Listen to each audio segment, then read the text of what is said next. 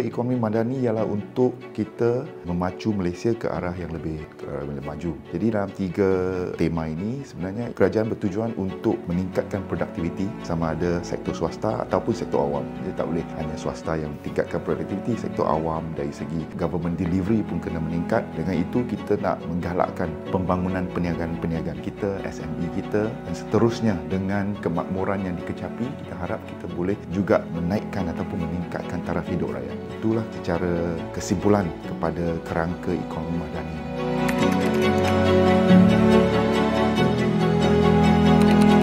Saya rasa ada banyak yang salah faham tentang isu subsidi bersasar ini. Sebab mereka melihat subsidi bersasar ini daripada perspektif subsidi dikurangkan. Itu sebenarnya tidak benar. Kita patut melihat dasar subsidi bersasar dari perspektif pengurusan kewangan yang lebih cekap. Sebab mengapa? Hari ini kita punya kos subsidi dah mencecah 81 bilion ringgit. Setiap sen yang kita guna ini, kalau dia pergi terus kepada kumpulan sasarannya, contohnya orang miskin, golongan pekerja, itu okey. Tapi masalahnya ialah dia tidak hanya dinikmati oleh rakyat Malaysia dalam kumpulan sasar, malah dinikmati contohnya oleh warga asing yang ada di Malaysia. Jadi kita tak kata orang kaya tak perlu bantu, hanya kita bantu orang miskin. Bantu orang miskin dari segi mungkin barang-barang kemudahan asas supaya boleh mereka meningkatkan lagi taraf kehidupan mereka. Tetapi untuk contohnya untuk peniaga, usahawan, kita bantu benda lain. Tak perlu bantu subsidi telur. Kita bantu contohnya dalam belanjawan 2024 ada 44 bilion ringgit untuk membantu SME Malaysia berkembang, membangun dengan lebih maju lagi. Jadi itu subsidi bersasar, bukan mengurangkan subsidi, tetapi kita nak menumpukan sumber negara ke tempat yang betul, bagi bantuan kepada golongan sasaran. Kalau golongan sasaran itu orang miskin, kita bagi orang miskin. Kalau golongan sasaran bantuan itu untuk SME, kita bagi SME. Kita tak mau buat benda yang subsidi pukal itu menjurus kepada bukan saja pembaziran, malah ketirisan. Tadi saya dah sebut.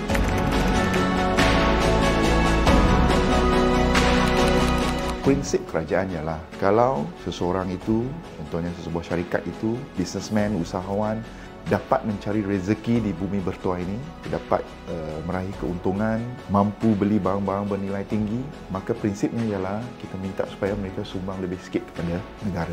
Sebab akhirnya apabila hasil kerajaan naik, hasil ini, wang cukai ini akan disalurkan semula. Kita nak bina infrastruktur, kita nak menyediakan kemudahan-kemudahan asas, kita nak mempermudahkan ataupun memudah cara peniaga-peniaga Malaysia untuk mendapat pinjaman, bantuan, geran dan sebagainya. Akhirnya hasil cukai ini akan dapat balik atau dipulangkan balik sama ada kepada rakyat ataupun peniaga Malaysia.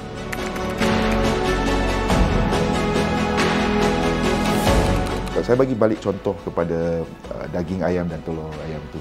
Kalau kita apungkan harga daging ayam dan telur ayam kepada harga pasaran, maka semua orang perlu beli harga dari segi harga pasaran. Tetapi pada masa yang sama, untuk membantu golongan yang kurang mampu, contohnya B40, jadi kita bagi STR, kita bagi bantuan program SARA supaya mereka boleh gunakan wang tunai ini untuk menampung harga membeli telur dan daging ayam pada harga pasaran. Itu bantuan secara bersasar. Jadi untuk saya, bantuan seperti ini mungkin dilihat lebih sesuai, lebih adil dan lebih tepat pada sasaran yang kita target itu. Dan tahun ini kita akan meningkatkan bantuan SDR daripada 8 bilion ringgit kepada 10 bilion ringgit. Dan pada masa yang sama, penerima bantuan bukan saja mereka akan dapat peningkatan dari segi wang yang diterima, malah penerima juga akan menerima RM100 setiap bulan tunai dalam program SARA untuk membantu mereka berdepan dengan kos sara hidup.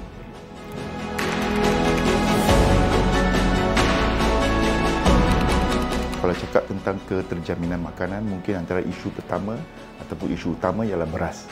Dalam belanjawan 2024, kerajaan akan meningkatkan peruntukan untuk sektor padi dan beras. Peningkatan lebih kurang 600 juta ringgit. Jadi apa yang kita lihat di dalam belanjawan 2024, pesawah contohnya, mereka akan mendapat kenaikan dalam subsidi padi. Skim subsidi padi dulu RM350 per metrik ton. Tahun depan kita akan tingkatkan daripada RM350 kepada RM500 per metrik ton. Malah harga lantai pembelian padi juga meningkat.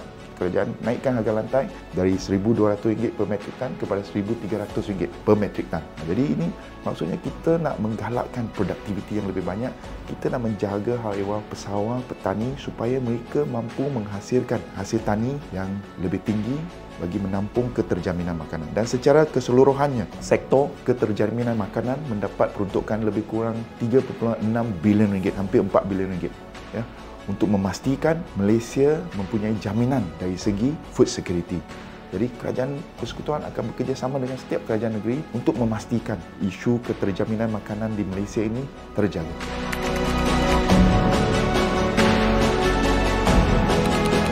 Nama penuh akta ini ialah Akta Kewangan Awam dan Tanggungjawab Fiskal 2023.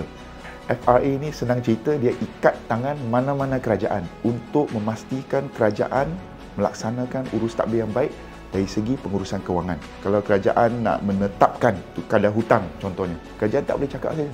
Dia kena tetapkan harga kadar hutang itu di dalam parlimen. Kalau tak dapat capai, maka kerajaan perlu balik ke parlimen dan bentangkan kenapa tak dapat capai. Maka kita perlu ada beberapa laporan baru. Kalau dulu setiap tahun sekali kita terbitkan laporan tentang belanjawan. Tapi lah ni selepas adanya undang-undang ini, kerajaan perlu menjawab di parlimen, perlu bentangkan di parlimen apa pencapaiannya. Belanjawan dah sampai tahap mana? Dah belanja untuk sektor apa? Siapa yang dapat manfaat? Tiap separuh tahun dia kena bentangkan laporan ini di parlimen. Malaysia ingin menuju ke arah tata kelola baik dalam pengurusan kewangan. Dari segi pengurangan defisit, ya, terlebih dahulu kita kena sedar mengapa penting untuk kita mengurangkan defisit. Sebab defisit maksudnya, konsep yang mudah ialah kita berbelanja lebih daripada gaji kita.